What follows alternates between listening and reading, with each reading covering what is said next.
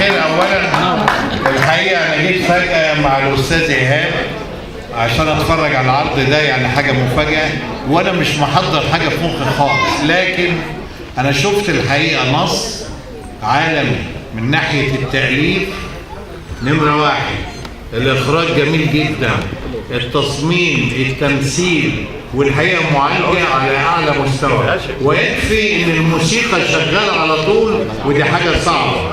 وبعدين على طول الايقاع سريع ملتهب.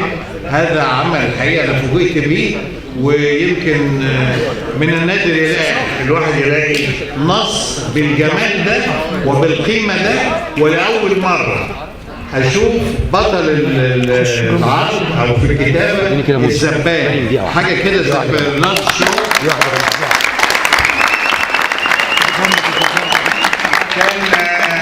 كان في كاتب ايرلندي اسمه جورج برنارد شو، فكان دايما يحمل الشخصيه افكاره، يعني ممكن الزبال ما يقولش الافكار الخطيره دي، فهو المؤلف بيحمل الزبال فكر مجتمع بعتذر من خلال شخصيات اكثر خطاره، لذلك هو كان بارعا في التاليف وفي المعالجه، والممثلين كلهم على اعلى مستوى. وشكرا لساعي البريد.